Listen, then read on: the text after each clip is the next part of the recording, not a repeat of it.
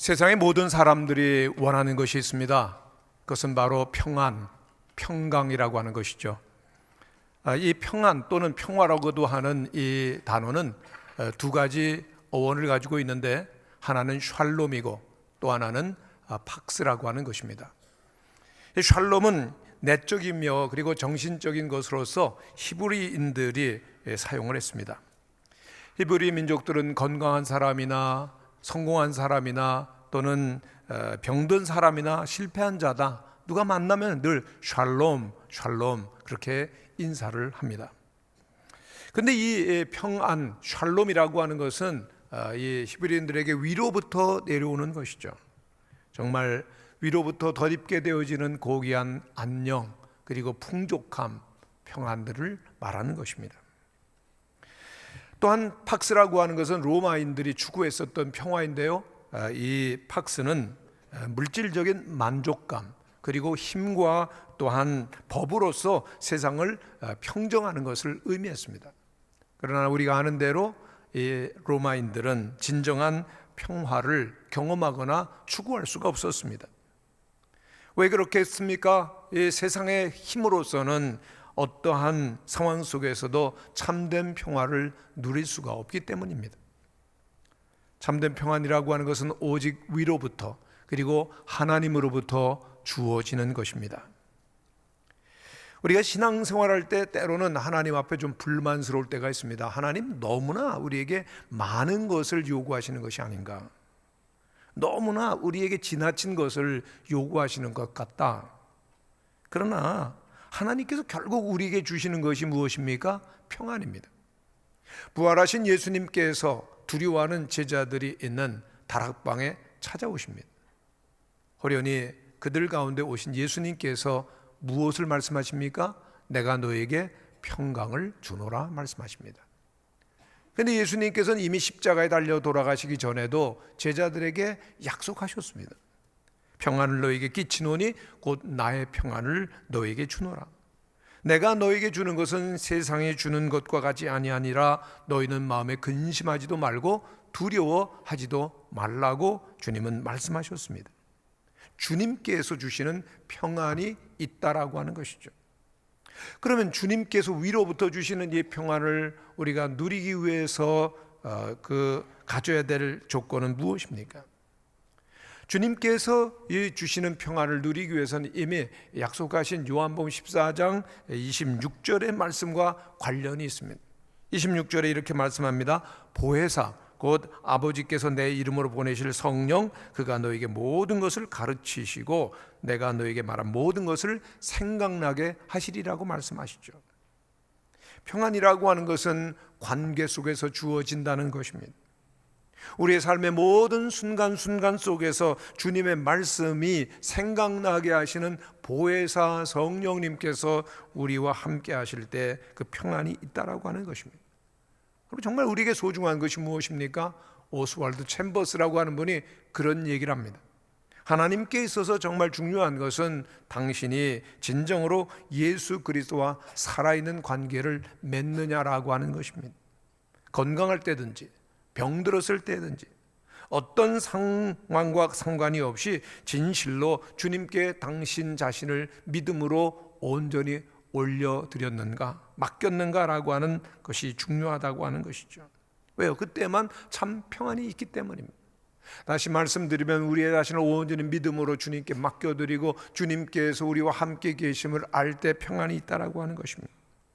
그래서 우리에게 믿음이 중요한 것입니다. 한 유명한 설교가가 이런 얘기를 합니다.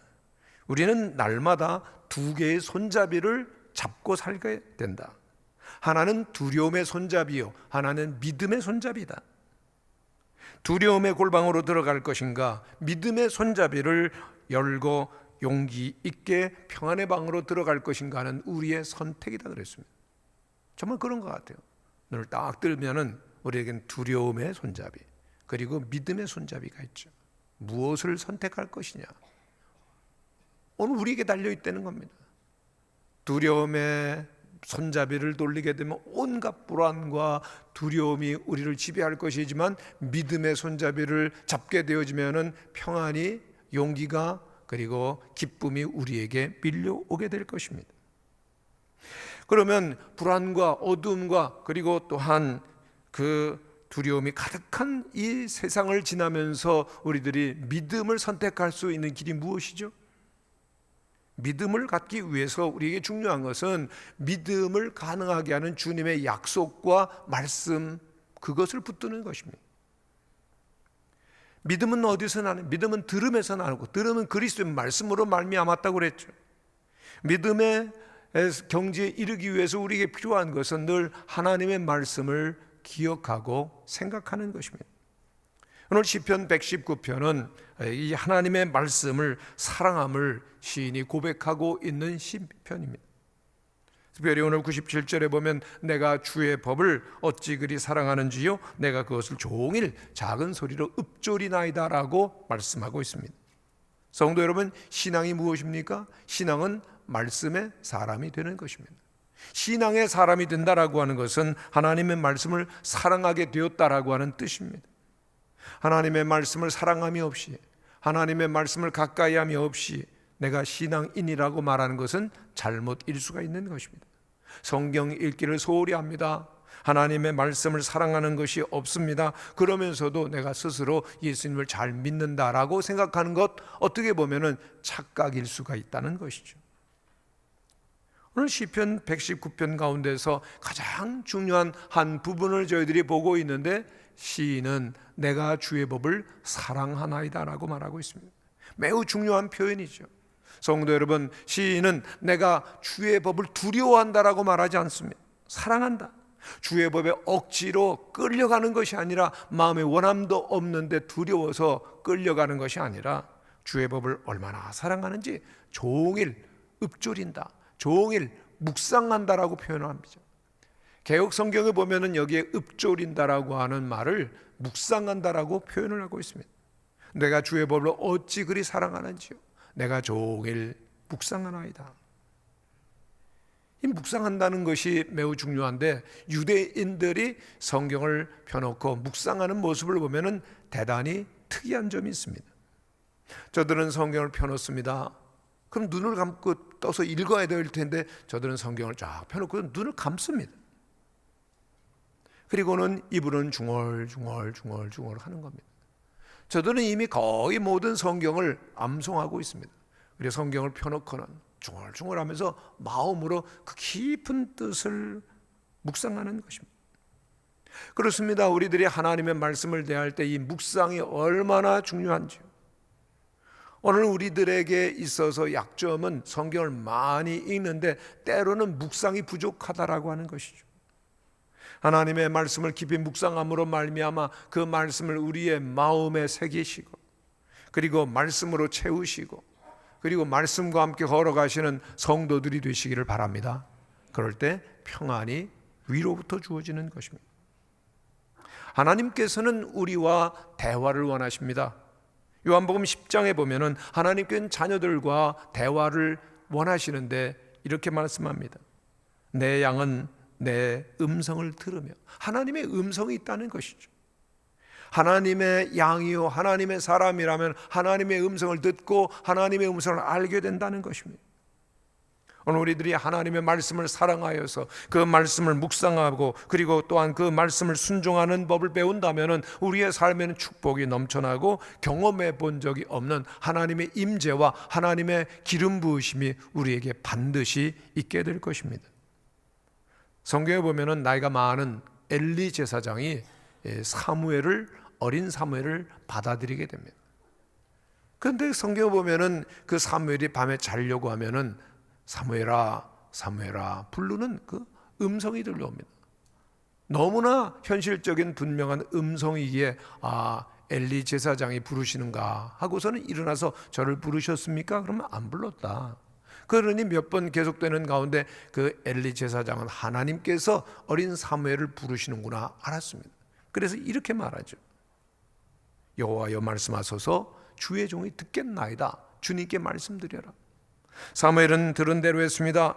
그리고 그는 계속해서 하나님의 말씀을 듣게 되어집니다. 사무엘이 하나님의 음성을 들었을 때 그는 이스라엘 백성들을 든든하게 세워나가는 국가적인 하나님의 사람이 되었던 것입니다. 왜요? 그가 했었던 모든 말은 하나님께서 들려주셨던 음성이었기 때문입니다. 하나님의 말씀을 듣고 순종하며 그 말씀대로 살아가며 전하는 그 훈련을 그는 받았기 때문입니다.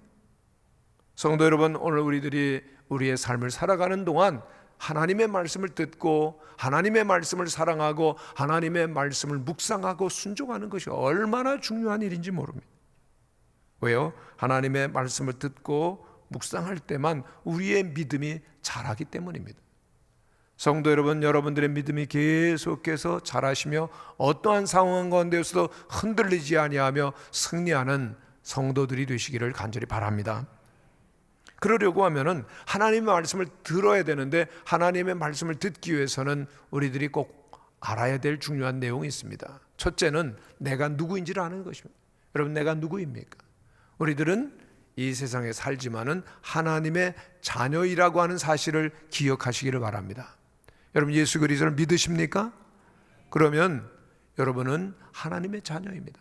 요한복음 1장 12절에 있는 말씀을 보면 영접하는 자, 곧 그 이름을 믿는 자들에게는 하나님의 자녀가 되는 권세를 주셨다고 그랬습니다. 예수 그리스도를 믿으면 여러분들 안에 하나님의 자녀가 되어지는 권세가 있음을 믿으시기를 바랍니다. 또한 요한 1서 5장 13절에 있는 말씀을 보면 내가 하나님의 아들을 믿는 너희에게, 이 이름을 믿는 너희에게 이것을 쓰는 것은 너희로 하여금 너희에게 영생이 있음을 알게 하려 함이라.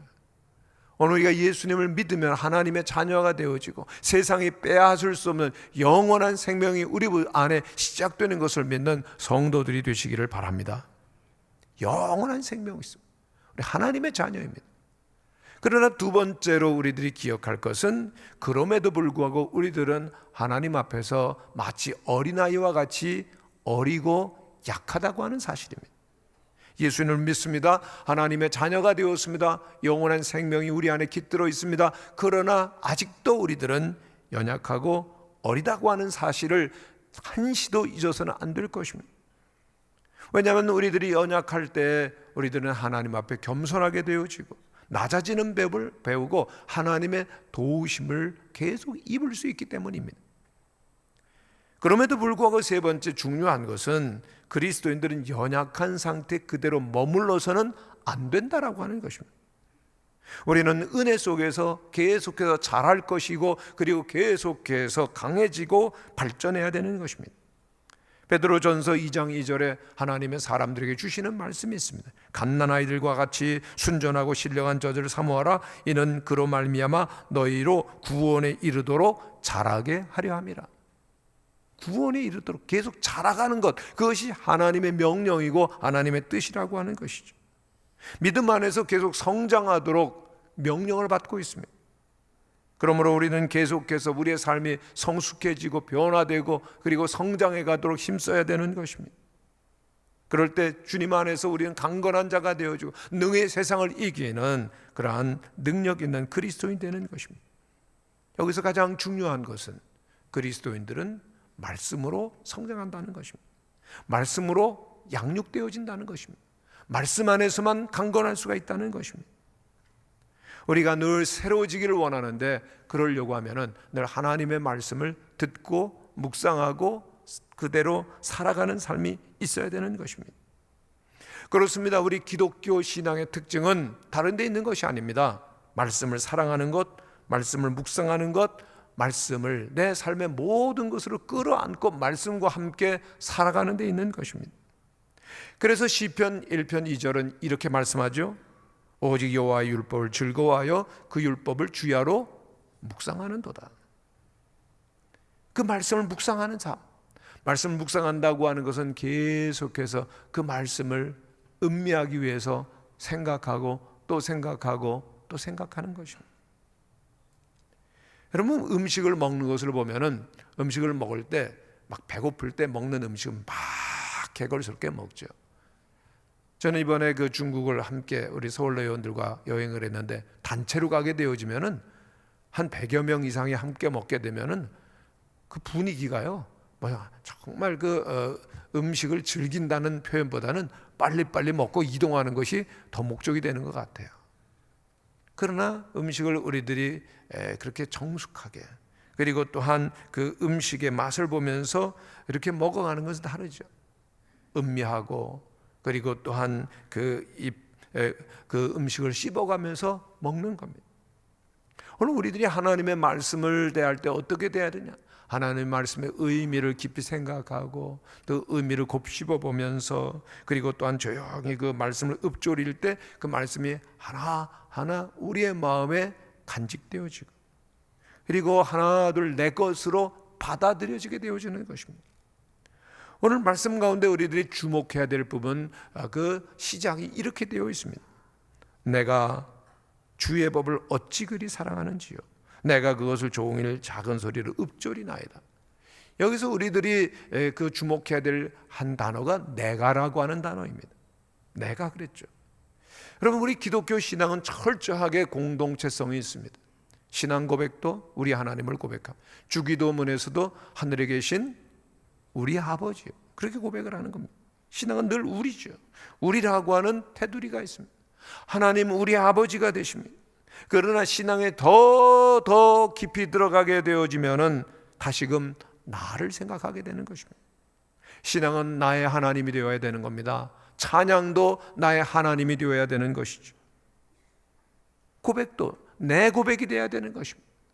많은 무리와 함께 우리들이 찬양하며 예배하지만 그 안에 내 안에 뜨거움이 있고, 내 안에 감격이 있고, 내 안에 진정한 고백이 필요하다라고 하는 것입니다.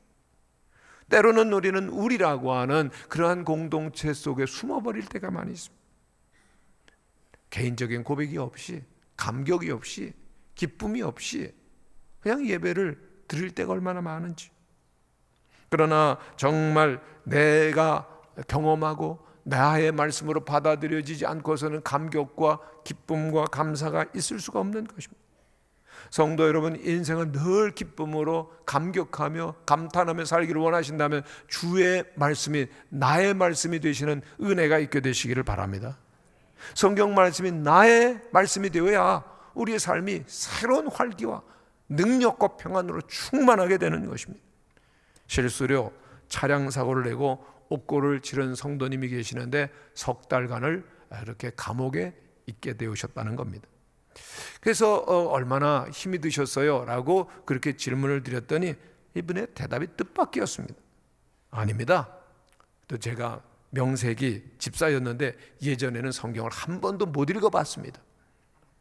그런데 그 감옥에 들어갔습니다. 그래서 잘 됐다고 생각했죠. 그래서 아침부터 밤까지 성경을 계속 읽었는데 그때 제가 제일 행복했답니다. 그 석 달은 제 인생에서 빼어놓을 수 없는 가장 소중한 시간, 가장 행복한 시간이었습니다. 제가 이런 말씀 드렸다고 나도 감옥에 가야지, 그런 말씀은 절대로 하지 마시기를 바랍니다. 매일매일 우리들이 고요한 시간, 주님 앞에서 그 말씀을 들어야 되는 거예요. 그 성도님의 고백, 그 감옥에서 외롭고 그리고 또한 모든 것이 차단되어 있었지만 그러나 하나님을 바라보니 하나님의 말씀이 나의 말씀으로, 그리고 하나님의 말씀이 내 말씀이 되고 나니 더욱더 하나님을 사랑하게 되고 하나님을 사랑하게 되어지는 그 말씀이 내 영혼 속에 막 흘러 들어오더라는 그런 고백을 하셨습니다. 여러분, 사랑하는 자의 그 이야기는 늘 기쁨으로 다가오는 거죠. 여러분들이 성경을 이와 같이 연애 편지처럼 사랑하는 자의 음성처럼 들으시는 은혜가 있게 되시기를 축원합니다. 제가 결혼하기 전에 그 장기 금식을 위해서 기도원에 들어갔었던 적이 있습니다. 그때 근데 그 제 아내가 편지를 보냈습니다. 뭐 아내가 아니라 그때는 애인이었습니다. 사귀고 있었거든요. 근데 그 장기 기도원에 체류하면서 아내로부터 편지를 받으니까 얼마나 좋은지요. 그 편지를 시간이 나면 읽는 겁니다. 덮여서 다 읽고 또 읽고 또 읽고, 그렇게 읽노라 보면요, 그 아내의 얼굴이 둥실 떠오르는 거예요. 아른아른 떠오르는 거예요. 그때 그 편지를 읽는 그 마음이 얼마나 좋은지 여러분 아십니까? 아마 여러분 잘 모르실 거예요. 경험이 별로 없으시죠? 그 사랑하는 자의 편지를 읽으니까 한마디 한마디가 마음속에 다 떠오르면서 그렇게 그 기쁨이 있었던 것 늘 기억이 납니다. 여러분, 우리의 귀에 들려오는 이야기가 정말 좋고 달다. 언제 느껴질까요? 사랑하는 사람이 말할 때인 것입니다. 사랑하는 사람의 음성은 언제든지 좋은 법입니다. 무슨 말이라도 좋은 것이죠. 언제 들어도 또 좋은 것, 끝이 없이 좋은 겁니다. 그래서 오늘 시편 기자는 그 사랑하시는 주님의 음성을 듣는 것을 이렇게 말합니다. 103절, 주의 말씀의 맛이 어찌 그리 단지요 내 입에 꿀보다 더 다니다. 아멘이십니까? 하나님의 말씀 내게 그렇게 좋아요 라는 고백이 우리에게 있어야 된다는 겁니다. 들으면서 행복하고, 읽으면서 행복하고, 묵상하면서 행복하고, 순종하면서 행복하고, 말씀의 신비한 능력을 매일매일 생활 속에서 경험하며 살아간다는 것입니다. 여러분, 그런데 이 말씀은 능력이 있습니다. 하나님의 말씀은 운동력이 있습니다. 말씀을 우리들이 듣고 마음에 새기게 되어지면 그 말씀이 계속 우리를 끌어가는 것입니다. 2000년 전에 그 옛날에 그 사람에게 주셨던 말씀이 아니라 내게 주신 말씀으로 우리들이 받아들여지게 되어질 그 말씀이 내 안에서 막 움직여가는 것입니다. 그 말씀이 나를 새롭게 치유합니다. 그 말씀이 나를 변화시켜 갑니다. 용서의 말씀을 듣게 되어질 때 우리의 마음속에 기쁨과 자유함이 있게 되어집니다. 우리의 말씀이 그 평안의 말씀으로 하나님의 말씀을 듣게 되어지면 우리의 마음속에는 모든 근심과 두려움과 걱정이 사라지게 되는 것입니다. 말씀은 살아있습니다. 말씀은 능력이 있습니다. 그 말씀을 나의 말씀으로 받아들여지게 되어질 때 놀랍게 평안을 누리는 그런 모습들을 우리는 기억합니다. 누가 말씀을 묵상할 수 있습니까? 누구나 다 말씀을 묵상할 수 있지만은 우리 모든 하나님의 사람들 다 묵상하는 겁니다. 목회자만 묵상하는 게 아니죠. 종교개혁의 가장 위대한 축복 중에 하나는 하나님의 말씀을 사제만이 아니라 모든 하나님의 백성들이 읽게 되었다는 것, 나의 말씀으로 받아들일 수 있게 되었다는 것, 가장 귀한 축복인 것입니다. 나의 말씀으로 받아들인다는 것은 내 영혼과 마음속에 새긴다는 것입니다. 신명기 6장에 있는 말씀을 우리는 기억합니다. 이스라엘아 들으라, 우리 여호와는 오직 유일한 하나님이시니 너는 그의 말씀을 들으라. 내가 오늘 내게 명하는 이 말씀을 너는 마음에 새기라고 했죠. 마음에 새겨서 그 말씀이 잊혀지지 아니하고 우리의 마음에 가득한 성도들이 되실 수 있기를 간절히 바랍니다. 어떻게 마음속에 그 말씀을 새기느냐? 제가 요즘에 많은 영향과 은혜를 받고 있는 앤드류 머레이라고 하는 선교사님이 계시는데 19세기에 활동하셨던 선교사님이십니다. 이분은 이런 비유를 들었습니다. 우리의 마음은 하나님의 성전이라는 겁니다. 근데 성전은 바깥에 뜰이 있고 안에는 성소가 있죠. 우리의 마음도 그와 같다, 그렇게 설명을 하는 겁니다. 근데 우리의 마음이 성소로 들어가기 위해서는, 성전의 마당으로 들어가기 위해서는 바깥 문이 있는데 그 갓방을 통과해야 되는 게 뭐냐? 이해력이라는 겁니다. 내가 이해하지 못하는 것 내 마음에 들어오지 않고 내 마음에 새겨질 수가 없는 겁니다. 성전 외부의 문을 열고야 들어가듯이 우리들이 이해하고 기억할 때 그 말씀이 우리의 마음으로 들어오게 된다는 겁니다. 근데 들어오는 것으로는 부족하죠. 우리의 마음에 새겨져야 되는데 새겨지기 위해서는 그 성소의 문을 또다시 열고 들어가야 되는데 그 성소의 문을 열고 들어가는 것이 믿음이다 그랬습니다. 내가 믿은 것이 우리의 영혼에 새겨지는 것입니다. 이런 과정을 거치게 되어질 때 우리의 마음이 하나님의 성소가 되어서 하나님의 임재와 영광과 능력으로 충만하게 된다는 것입니다. 그렇게 되어지면 그 말씀이 능력을 나타내는데 그 시편 기자가 고백한 것처럼 내 발의 등이요 내 길에 빛이 되어지며 우리의 삶을 새롭게 변화시켜 나가는 놀라운 능력이 나타나는 것입니다. 그렇습니다. 하나님의 말씀은 우리들이 언제나 어떻게 살아가야 될지를 밝히 보여주고 그래서 어둠에 거하지 아니하고 밝은 길로 나가도록 역사하는 것입니다. 유명한 부흥사인 무디 선생님은 이런 얘기를 합니다. 성경은 우리의 지식을 늘려주기 위해서 있는 것이 아니라 우리의 삶을 변화시켜주기 위해서 있는 것이다. 이 말씀은 세상적으로 또 자기 중심적으로 살아갈 수밖에 없는 사람들을 변화시키는 겁니다. 그래서 하나님이 기뻐하시고 하나님 원하시는 삶이 무엇인지를 보여주며 또 그렇게 살아갈 수 있도록 우리의 자신을, 인격을, 삶을 완전히 새롭게 변화시켜 주어지는 것입니다. 그렇습니다. 그래서 늘 하나님의 말씀을 사랑하시고 하나님의 말씀을 읽고 묵상하는 가운데 주님의 음성을 듣는 우리 성도님들이 되시기를 간절히 축원합니다. 하나님의 음성을 듣고 주의 말씀을 묵상하다가 보면 주의 말씀이 우리의 영혼 속에 새겨지다 보면은 우리는 하나님의 그 영광스러운 모습을 닮아가는 것입니다. 점점 성화되어져 가는 것이죠. 고린도 후서 3장 18절에 보면 우리가 다 수건을 벗은 얼굴로 거울을 보는 것 같이 주의 영광을 보며 저와 같은 형상으로 화하여 영광으로 영광에 이르니 곧 주의 영으로 말미암으니라. 최고의 경지, 주님의 모습으로 변화되어지는 것입니다. 주님의 성품을 담는 것입니다.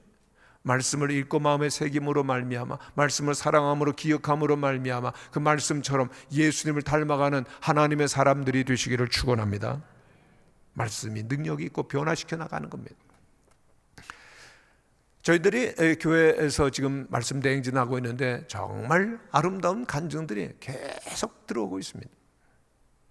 특별히 최근에 들어온 간증을 들려드리는데 차량 사역부에서 왔습니다. 제일 어려운 사역 가운데 하나가 주차장 사역인데요, 성도들이 안내위원들의 말을 잘 안 들으신답니다. 화도 내시고요, 싸움도 하시고요.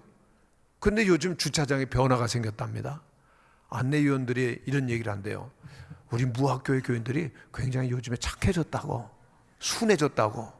그게 무슨 말입니까? 그랬더니 예전 같으면은 그 상황이 반드시 화를 내야 되는 상황인데 안 내고 그냥 가신다는 거예요.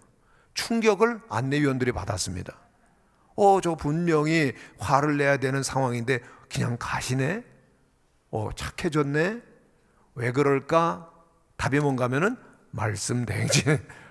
말씀이 우리 성도들의 마음속에 있으니까 주차장에서도 착해지시더래요. 주차장에서 착해지면 가정에서 착해지신 줄로 믿습니다. 직장에서도요, 인생이 완전히 바뀌어진 거죠. 그 가정들이 얼마나 많은지. 한 안수 집사님 가정에서는 4가족이 각자 성경 공부를 하신답니다.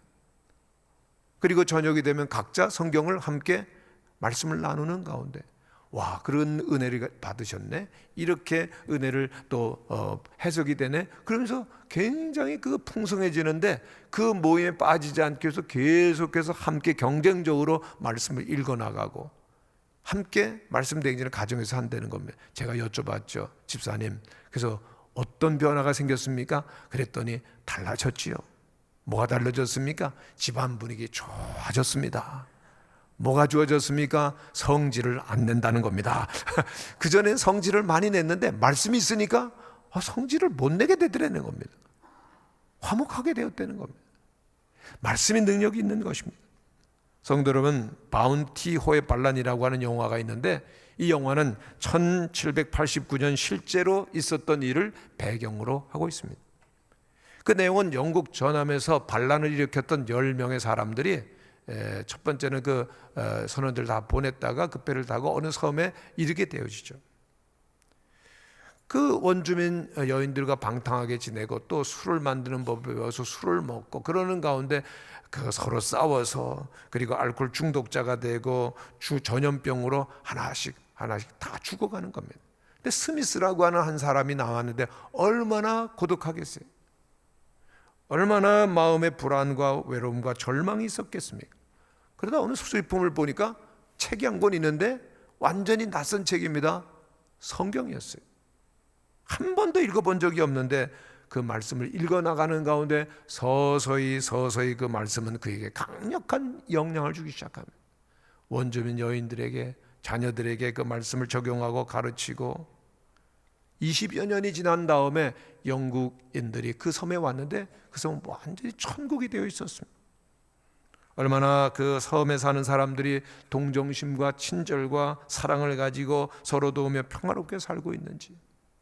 감격하게 됩니다. 그 섬에는 어떤 질병도 범죄도 타락함도 문맹도 없었을 뿐만 아니라 모두가 예수를 믿는 신앙을 가지고 있었습니다. 어떻게 이런 일이 일어나죠? 스미스의 마음을 밝혀주는 하나님의 말씀이 있었기에 그 말씀의 갈 길을 밝히 보여주었고 또 성경을 배운 원주민들이 말씀을 따라서 살 수가 있었기 때문입니다. 성도 여러분, 하나님의 말씀은 우리를 새롭게 만드는 하나님의 능력임을 믿으시기를 바랍니다. 실패한 것 같고 무너진 것 같아도요, 말씀이 들어오면 새롭게 일어날 수가 있게 되어지는 것입니다. 새로운 삶이 가능한 것입니다. 오늘 우리들이 새롭게 하나님의 말씀을 읽으면 하나님께 또다시 우리의 영혼과 가정 속에 인생 속에 찾아오시고 새 일을 하실 줄로 믿습니다. 이제 그 말씀이 나의 말씀이 되시고 그리고 그 주의 말씀이 내게 어찌 그리 단지오라고 고백하면서 주의 말씀을 사랑함으로 살아가시는 말씀 대행진을 새롭게 시작하시는 우리 모든 성도들이 되시기를 간절히 축원합니다.